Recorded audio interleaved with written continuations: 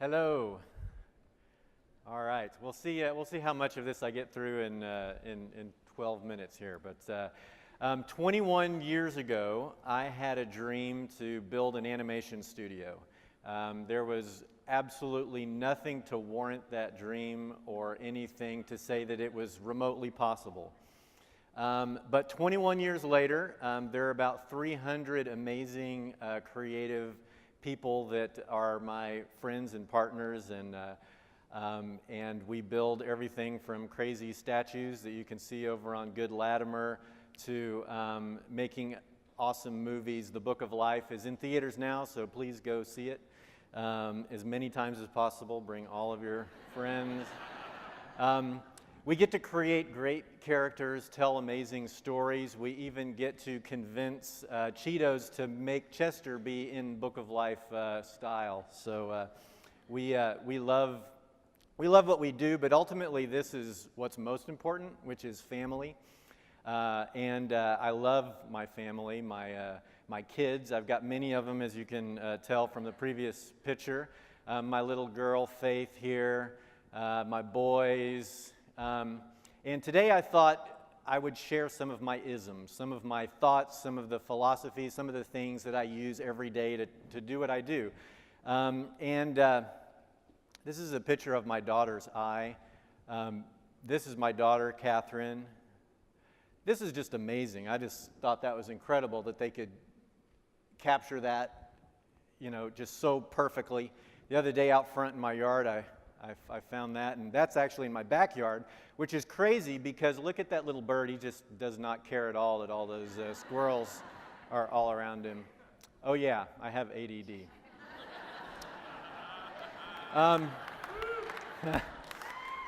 I am called to overcome, not just survive. Are you squandering your time and resources on the wrong things? I can't emphasize enough how there is no reason or justification for the dream and the vision that I had. This ultimately is one of my big superpowers, as you wish. Okay, so take this phrase, add it to the end of everything you feel, everything you think, everything you say, as you wish. This is going to be an awful day, as you wish. This is never going to work, as you wish. This is the worst client ever, as you wish. What you'll find is that it actually isn't as you wish. But it's what you're feeling, and it's what you're thinking, and it's what you're saying. You're 75% of the way there. The action's just a little tiny thing that's going to come next. So what you've got to do is you've got to change what you feel and what you're thinking and what you're saying, because that's what you're going to get. So you've got to start where you are, you've got to use what you have, and you've got to do what you can. And you've got to begin with the end in mind. What do you want? What is it that you want? What are you trying to do? You've got to act like you own the place. Now, I tell this to everybody at Real Effects, and, they're like, well, yeah, that's easy because you started it and you do. Well, the thing is that I acted like this before I started Real Effects. I acted like this at the other places that I work, and the fact of the matter is, I'm definitely not in charge. It is a monstrous army of people. But you have to act like you own the place, and don't do anything stupid. So, now it may be, in the long run, stupid. That's okay. You just can't think it was stupid at the time. You have to believe in what you're doing. Because it's amazing. If you act like you, how many people have you seen or heard that are like, I wouldn't do it that way. This doesn't make sense. That's not how I would do it. If you act like you own the place and you won't do anything stupid, if you believe passionately in what you're doing, it's amazing how everything starts to work out. Because everything you do should elicit an involuntary guttural reaction of delight and surprise, of whoa. You have to work smart and hard, and respect the genius of and. Why did or get so much power? How come I can't have a great work life and a great family life? You know, let's have and. Let's have more ands. Let's have balance and intense passion. Everything ultimately rises and falls on leadership because it is your fault. And I am responsible. You're responsible. Nobody else. So, one of the tricks that I do is to try to work at the speed of thought. Try to make it more like a jam session. Now, some of the things that I'll share here are going to be very much related to what I do in the world of animation and pixels and all that kind of stuff. But I think it applies to a lot of areas. And imagine a jam session, if there's any musicians out there, but you only get to do it one note at a time, you know, and have to wait for the other guy. At a certain point, you're like, what are we doing? What are we playing? I don't even like this anymore. But if you can compress it a little bit and work at the speed of thought and make it into a jam session so that you can feel it and you can breathe it and you can love it and you can have fun, it's amazing. It's amazing what you can do. One of the other things, this is really huge, and I actually saw a client earlier today, so I'm sorry that I'm sharing this secret. But don't do what the client said. Do what they meant. This is an example of that. This is something we did for Warner Brothers.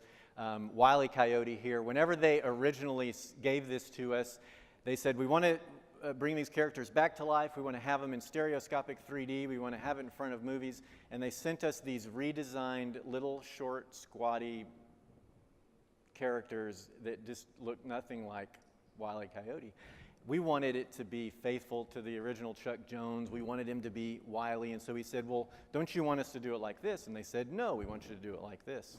So what we did is we spent the weekend, we redesigned it to look like this and said, how about this?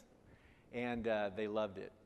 And we got to make the characters, and they look amazing. They didn't run these that much, but they look incredible. We got to figure out how to get them to be seen more.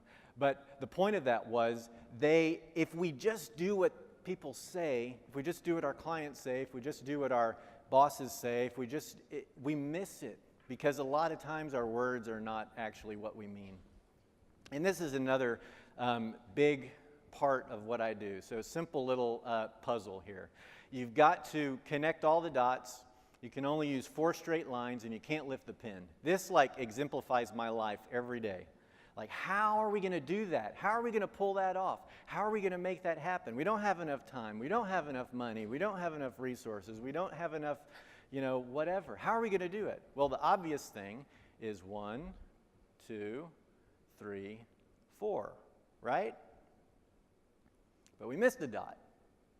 Well, for some people in Hollywood and for some people on Wall Street, I'll just buy another line. But good enough is not good enough, and I can't buy another line. But I don't want to leave any dots out. So there's got to be a way. There's got to be a way. 1, 2, 3, 4. Why not? Who said? Who said there were boundaries there? What if we do it this way? You have to care more about it than your client, than your boss, than your coworkers. You've got to love it. And you must be present to win. So this next thing is absolutely very much locked in my world of animation and pixels and computer graphics and all this kind of stuff. But I want to tell you about the P channel. It's my other secret weapon.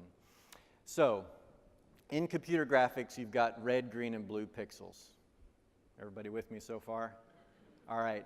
And with the images we create, we also have these things called an alpha channel that lets us map transparency. And in 3D computer graphics, we have reflection channels and shadow channels and motion vector channels and all of these channels that let us make up these images. Well, there's another channel called the P channel. Photoshop can't read it. Nuke, another cool piece of software I use, can't read it. Maya can't read it. But my kids can read it. The audience can read it. You can have something that has masterfully crafted RGB channels and a really low P channel, and the audience will be numb to it. You can have something that has poorly crafted RGB channels and a really high P channel, and the audience loves it. The P channel is the passion channel. And I promise, maybe with some of the Watson technology or something, if I had the right stuff, I could measure it. And it's really, really there, embedded into the pixels of the images that we create.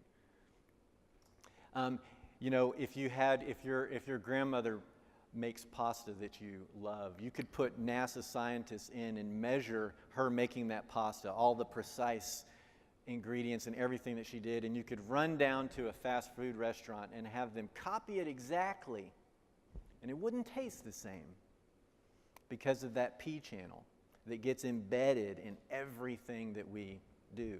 The passion, the love. It's ultimately how I was able to do what I've done through the years, is because of that passion and that love. This is one of my latest passions, which is the Oculus Rift and virtual reality technology. And we created a cool thing for Pacific Rim for Comic-Con this year. We created this in a crazy amount of time, like 5 weeks, and we had to create it, and they wouldn't even give us the headset because they hadn't finished making it yet. So we were creating a virtual reality experience for something that we had to imagine what it was going to be like, hoping that it would all come together. And this is a project that P channel was so high because everything else was complete chaos. We are finishing up creating the Book of Life experience, and one of my favorite parts of this was being able to get Jorge Gutierrez, our director, take his vision, create it in virtual reality, and let him put it on and see this thing that he had imagined. And that was pretty cool. So, closing up, be honest and be delusional. Love what you do. Thank you.